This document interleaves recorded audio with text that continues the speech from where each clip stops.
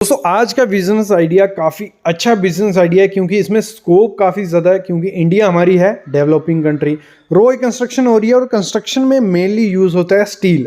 और अगर कोई स्टील का बिजनेस करता है तो उसमें काफ़ी अच्छा टर्नओवर देखने को मिलता है। तो आज मैं बताने वाला हूं कि आपको डीलरशिप, डिस्ट्रीब्यूशनशिप या कैसे आप बिजनेस कर सकते हो, किसका स्टील का बिजनेस और कितनी जगह चाहिए, कितनी लेबर चाहिए, कितना क्या आईडी प्रूफ चाहिए, कहाँ अप्लाई करना है, सब चीज़ें, प्रॉफिट मार्जिन, मार्केटिंग, क्या क्या चीज़ें होती हैं। तो एक बिजनेस शुरू करने से पहले ये वीडियो ज़रूर देख लेना। बाकी बिजनेस तो इसमें आइडिया होगा सबको कि क्या करना है, माल उठाना है, बेचना है, लेकिन कुछ टिप्स होती हैं जिनकी वजह से बिजनेस उठता है और प्रॉफिट मार्जिन काफ़ी ज़्यादा हो जाता है, और कुछ टिप्स होते हैं कि आपका बिजनेस डूबेगा नहीं। तो स्टार्ट करते हैं आज का वीडियो, लेकिन उससे पहले प्लीज़ चैनल को सब्सक्राइब कर लो और बेल आइकन दबा लो। तो अगर मैं बात करूं, सबसे पहले इंडिया में टीएमटी बार काफ़ी ज़्यादा चल रहा है आजकल। मोस्टली लोगों को पता चल गया कि टीएमटी बार क्या है, और कंपनी का भी नॉलेज हो गया है कि टाटा टिस्कोन का सरिया आता है, जिंदल पैंथर का सरिया आता है, श्याम स्टील आता है, जीएसडब्ल्यू आता है, या और भी काफ़ी ब्रांड है जो इस समय काफ़ी फेमस है। काफ़ी लोग उन ब्रांड की तरफ जाते हैं। तो अगर इन ब्रांड को आप खोलते हो, मतलब इनकी डीलरशिप या डिस्ट्रीब्यूशनशिप लेते हो, तो आपको प्रमोशन मार्केटिंग की ज़रूरत नहीं पड़ती है, डायरेक्ट आपका माल बिक जाएगा। अभी मैं आपको टिप्स देता हूं कि आपको बिजनेस शुरू कैसे करना है। सबसे पहली चीज़ है, जब भी आप बिजनेस खोलने जाओ, मेरे ख्याल में आपको इस तरह से खोलना है कि आपके पास 3 से 4 ब्रांड अवेलेबल होने चाहिए। एक टाटा आपके पास होना ही चाहिए। टाटा की काफ़ी ज़्यादा डिमांड होती है। जो लोग सोचते हैं कि ज़्यादा हम इन्वेस्टमेंट कर लेंगे घर बनाने में, तो वो टाटा ही लेते हैं। या दूसरा हो गया जिंदल पैंथर। 2 रख लो कोई ब्रांडेड, जिंदल पैंथर हो गया, टाटा हो गया। 2 आपने कोई ब्रांड, अच्छे ब्रांड रख लिए। 2 रख लो जो लोकल मार्केट में होते हैं, कम प्राइस में आपको मिलेंगे। मतलब किलो में भी अगर 10 से 15 रुपये इनमें ऊपर नीचे होता है प्राइस में, ठीक है। तो आपको क्या करना है, 2 ब्रांडेड रखने हैं, 2 अनब्रांडेड रख लो।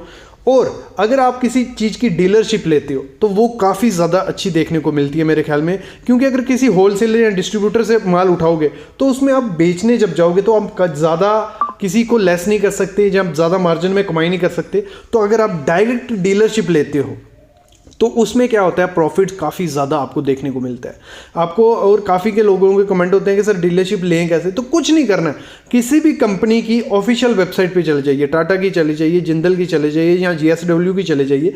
वहाँ जाके उनका इंक्वायरी फॉर्म होता है, उनमें सामने लिखा होता है कि डीलरशिप या डिस्ट्रीब्यूशन के लिए यहाँ अपनी डिटेल भरें। वहाँ पर आपको अपना मेल ID डालना है, फ़ोन नंबर डालना है, नाम डालना है, जगह डालनी है, बस छोड़ देना है। विदिन 5-6 डेज़ आपको कॉल हो जाएगा। उसके बाद आपको पूरा प्रोसेस पता चल जाता है कि इसकी डीलरशिप कैसे लेनी है, कैसे ये सब चीज़ें करनी है। तो यही प्रोसेस होता है और कुछ ज़्यादा इसमें नहीं है। अगर मैं एक चीज़ और आपको क्लियर करूं, अभी हम ये हो गया कि बिज़नेस को शुरू कैसे करना है, क्या क्या टिप्स है। अभी सबसे पहली चीज़ होती है कि आपको जगह कितनी चाहिए। तो इस बिज़नेस को शुरू करने के लिए आपको मतलब 1000 स्क्वायर फीट जगह चाहिए ही चाहिए, क्योंकि मटेरियल का वहाँ स्टॉक होगा आपका। और इस तरह से आपको जगह रखनी है यहाँ पे, जहाँ पे आपका बड़ा ट्रक वगैरह जो ट्रेलर रहते हैं जिसमें मटेरियल आता है, वो आपको रखने। और अगर हम जैसे डीलरशिप की मैं बात कर रहा था, तो आपको स्टार्टिंग में जो इन्वेस्टमेंट रहेगी, आपको थोड़ी इन्वेस्टमेंट करनी पड़ेगी, क्योंकि जब कंपनी से आप माल लोगे तो मिनिमम आपको 12 टन मटेरियल वहाँ से लेना पड़ता है, क्योंकि ट्रांसपोर्टेशन का खर्चा भी थोड़ा होता है। तो वहाँ से आपका नागपुर हो गया, कर्नाटका हो गया, यहाँ से काफ़ी होलसेलर्स या आपको मटेरियल मिलता है, मोस्टली वहीं से आता है सस्ता माल। और अगर हम बात करें, हमारा एरिया का हो गया 1000 स्क्वायर फीट का।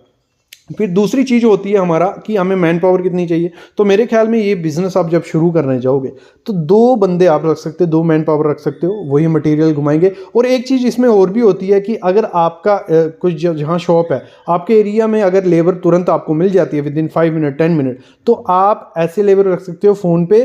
क्योंकि देखो इस पर क्या होता है, जो मटीरियल चढ़ाते हैं अगर आप डेली बेसिस पे रखोगे, आपको उनको सैलरी देनी पड़ेगी मंथली वाइज।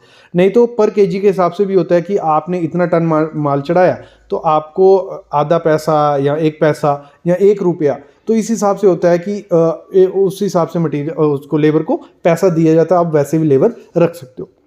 फिर हम बात करें, आपको इसके लिए डॉक्यूमेंट, बेसिक डॉक्यूमेंट चाहिए होते हैं। जीएसटी नंबर चाहिए होता है, एड्रेस प्रूफ, आपका जो आईडी रहेगी, फोटोग्राफ्स, मेल रहेगा एक, ये सब बेसिक चीज़ें चाहिए होती है जब भी किसी डीलरशिप के लिए अप्लाई करोगे। इतना क्लियर हो गया आपको। फिर हम बात करते हैं इस बिजनेस में प्रॉफिट मार्जिन इतना नहीं रहता है जितना आप कहो कि जैसे बाकी प्रोडक्ट होता है या कोई भी काम है उसमें 15 से 20%, 30%, ऐसे 40% प्रॉफिट देखने को मिलता है। लेकिन ये एक ऐसा बिजनेस है जहाँ पे 5 से 6% प्रॉफिट आपको देखने को मिलेगा। तो फिर आप कहोगे कि सर इस बिजनेस को खोलना ही नहीं चाहिए। नहीं, देखो इसमें होता क्या है, जब आपका मटेरियल एक साथ बिकता है इसमें क्वांटिटी ज़्यादा जाती है, मतलब टन के हिसाब से जाएगा। अगर 1000 kg भी गया, अगर उसमें आपको 3 से 4 रुपए बच रहे हैं तो सीधा 5-6 हज़ार रुपये आपका चला जाता है। तो इसमें क्या होता है, क्वांटिटी ज़्यादा लगती है किसी चीज़ की और इसमें प्रॉफिट आपको देखने को काफ़ी मिलता है। ऐसे तो स्टील का रेट जो है शेयर मार्केट के साथ मतलब कनेक्ट है, रोज जो अप डाउन होता ही है 1-2 रुपया या जैसे भी। तो आप मटेरियल उठा लीजिए, जब सस्ता है उसके बाद रख लीजिए, धीरे धीरे आपकी सेल इंक्रीज हो जाएगी। और सेल इंक्रीज करने का बेस्ट तरीका क्या है, जो आपको एक तो नॉलेज होना चाहिए जो आपका मटेरियल आप बेचने जा रहे हो, टीएमटी सरिया क्या है, ग्रेड क्या है। अगर एक सिविल इंजीनियर हो तब तो आप अच्छे से माल बेच सकते हो। बाकी आप नॉलेज थोड़ा, मेरे ख्याल में इस बिजनेस को स्टार्ट करने से पहले ना सरिये के बारे में थोड़ा पढ़ लीजिए, क्योंकि ज़्यादा कुछ नहीं है इसमें बस ग्रेड के बारे में पढ़ लीजिए, क्यों ये टाटा का अच्छा है, क्यों ये अच्छा है, और स्क्रैप से कौन सा बनता है, ये सब चीज़ें पढ़ी होंगी। जब क्लाइंट आपके पास आएगा आप उसको समझा सकते हो और आप सरिया दे सकते हो कि 600 ग्रेड अभी चल रहा है, 550 अभी चल रहा है, कौन सा अच्छा है। तो माइथम स्टील जो है उसकी अभी डीलरशिप की काफ़ी चल रही है, तो वो आप ले सकते हो। तो मेरे ख्याल में डीलरशिप लेके थोड़ा बहुत मटेरियल रख के आप ये बिजनेस आगे बढ़ा सकते हो। और रही मार्केटिंग की बात, मार्केटिंग कैसे करनी है, जो भी आपके एरिया में बिल्डर हैं, कॉन्ट्रैक्टर हैं, कंपनी है, उनसे जाइए, वहाँ पे थोड़ा रखिए कि अगर आप मटेरियल लगवाते हो, लेते हो, तो आपका कुछ प्रॉफिट इधर से भी जाएगा, मतलब कुछ प्रॉफिट प्रोवाइड करिए। दूसरी चीज़, आप सरिये के साथ बाकी मटेरियल भी रखिए। मेरे ख्याल में जो बाइंडिंग वायर होती है वो रख लीजिए, चौखट आती हैं जो ये दरवाजे खिड़कियाँ लोहे की आती हैं, ये थोड़ा बहुत रखिए। फिर अगर पॉसिबल है, जगह है, तो हार्डवेयर का थोड़ा बहुत सामान जो रिलेट करता है सरिये से, नेल्स हो गए, कील हो गए, नट बोल्ट हो गए, ये सब सामान भी आप साथ में रखिए। अगर ESW की आप डीलरशिप वगैरह लेते हो, उनके जो पत्रे आते हैं, टीन वगैरह रहती है, शीट्स रहती हैं, ये सब चीज़ें भी उसमें आती हैं। तो ये बड़े पैमाने पे बिजनेस चले जाता है। लेकिन छोटे पैमाने पे अगर आप बिजनेस स्टार्ट करते हो तो मेरे ख्याल में 10 से 15 लाख रुपए आपको इस बिजनेस के लिए रोक के रखना पड़ेगा और उससे आप बिजनेस ये स्टार्ट कर सकते हो। बाकी अगर आप डीलरशिप के लिए अप्लाई करोगे तो जैसे किसी भी टाटा की ऑफिशियल वेबसाइट पे जाओगे, वहाँ पे जाके आपको इंक्वायरी फॉर्म भर के आपको कॉल आ जाएगी, उससे आप पूरी डिटेल ले सकते हो। बाकी ये बिज़नेस के लिए आपको थोड़ा एरिया की ज़रूरत है। एरिया ये ज़रूरी नहीं है कि आपका एरिया मतलब मार्केट में ही होना चाहिए, साइड पे होगा, लेकिन वहाँ पे आप ट्रक वगैरह जाना चाहिए। जैसे मैंने कहा, जब स्टील का बिज़नेस स्टार्ट करते हो तो स्टील का जैसे ही बिजनेस स्टार्ट करोगे थोड़ा इन्वेस्टमेंट उसमें डाल दीजिए, और थोड़ा इन्वेस्टमेंट मतलब कोई 1-2 लाख रुपए आप सीमेंट के लिए रखिए।